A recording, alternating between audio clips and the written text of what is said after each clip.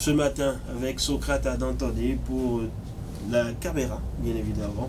Retrouvez-nous sur notre compte TikTok, également bien sûr sur les réseaux sociaux grâce à sa dextérité. Nous sommes ce matin aussi avec Ulrich Chabalo pour la question du jour. Bonjour. Bonjour René. Alors, cette question, que pensez-vous de la réorganisation du secteur funéraire annoncée par le gouvernement du Bénin? C'est vrai qu'on en parlait le week-end écoulé samedi dans Grande Gueule, avec des avis bien sûr divergents, mais qui se ressemblent quelque part. Il y a problème. Oui, c'est une réalité que dans le secteur funéraire au Bénin, il y a trop de laisser aller,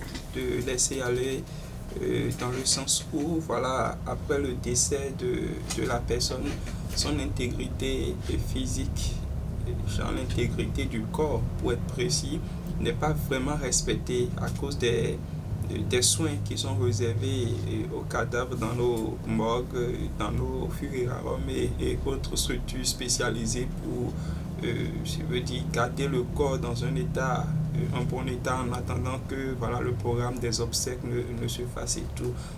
Au-delà de ça, il faut dire que dans le secteur, les tests qui encadrent l'organisation de tout ce qui concerne enterrement, maintien du corps à la morgue et tout, ce sont des tests qui datent de 1995, des tests qui datent de bien longtemps. Et ces tests n'ont jamais été actualisés jusqu'à présent.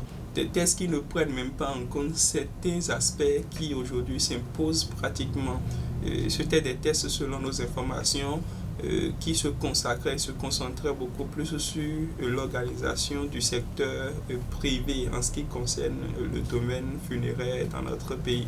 Donc il était question pour les autorités de revenir là-dessus et d'actualiser les tests qui ne sont plus forcément collés à nos réalités et de prendre maintenant des décisions pour permettre que voilà, après le décès de quelqu'un, les conditions pour garder la personne, le corps de la personne jusqu'à l'enterrement soient des conditions saines et que cela n'impacte pas voilà, l'environnement, que cela n'impacte pas ceux qui s'approchent du corps pour la manipulation.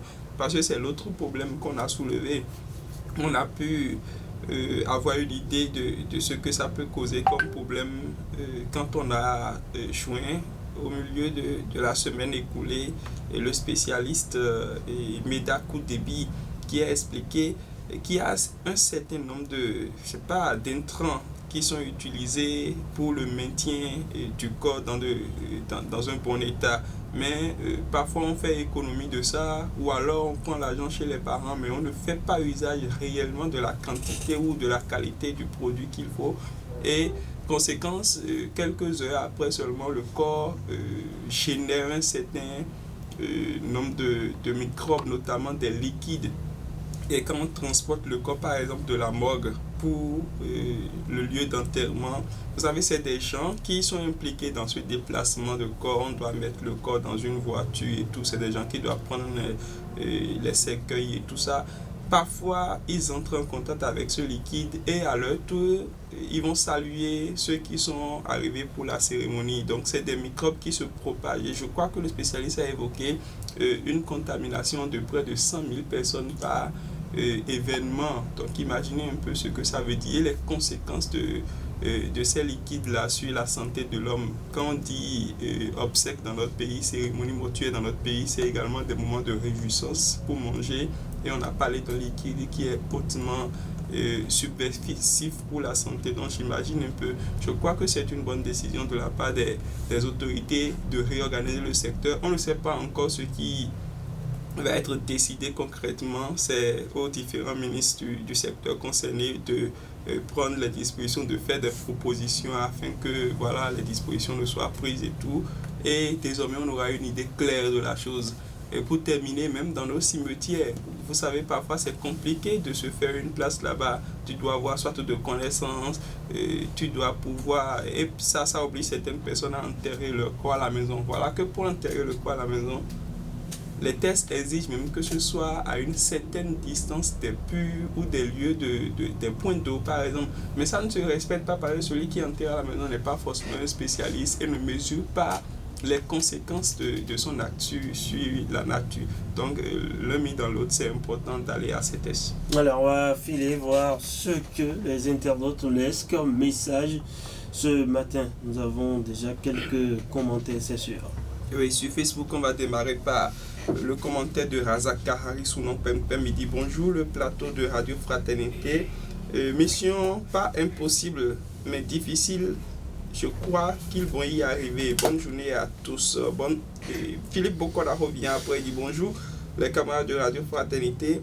Vanité des vanités, tout est vanité, dit-on. Mais savez-vous que nos morts sont toujours dans nos mémoires? Alors, si nous donnons un peu de la valeur à nos très chers disparus, cela n'est pas trop mauvais. Donc, la réorganisation du secteur funéraire annoncée par notre gouvernement, moi, je valide. Bien vrai que la chair est vanité et ça devient du sable, mais l'âme est éternelle. Chers travailleurs de ce secteur, donnez un peu de respect à des âmes disparues. Je vous remercie. François Rikwamina, bonjour le plateau. Le secteur funéraire au Bénin est devenu un sujet de business. Certaines populations s'y plaisent tellement au point même d'indisposer d'autres. C'est souvent un moment de gaspillage de fonds. Si le gouvernement veut vraiment réorganiser la chose, cela sera un grand bien pour tout le monde, car il permettra au moins de réduire les dépenses exorbitantes qu'on remarque lors des cérémonies de décès. Franck Tosoupé, bonjour la radio, c'est une décision à féliciter parce que la mort c'est déjà une perte et les dépenses pour les funérailles c'est considéré comme double perte. L'argent que les gens dépensent lors de ces événements peut déjà constituer un capital pour un membre de cette famille qui n'arrive pas à joindre les deux bouts, à commencer par exemple son petit business et être financièrement à l'aise. En tout cas pour moi c'est une très bonne initiative. J'encourage le gouvernement sur ce point.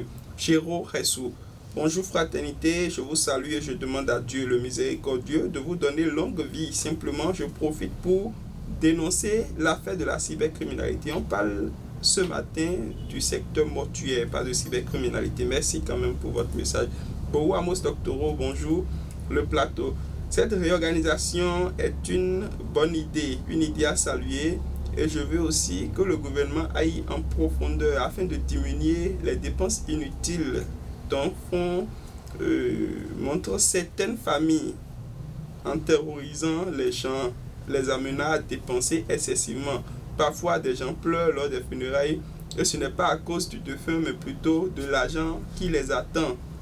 Les petits biens des gens, les héritages sont partis en fumée à cause d'un défunt. Que le gouvernement nous aide à arrêter ces dépenses inutiles. Boou Amos Doctoro, depuis Saint-François de Sales au Kédaman. Merci bien et bonne émission à vous. Alinos, bonjour chers amis de Radio Fraternité.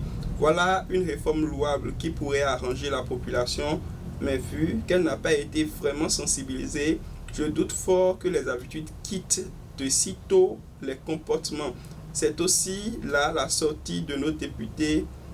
C'est aussi là que les sorties de nos députés s'avéraient indispensables. Je demande au gouvernement de faire une large sensibilisation pour que nos populations puissent avoir l'idée et la nécessité de cette réforme. Younous le Toubab, salut la radio.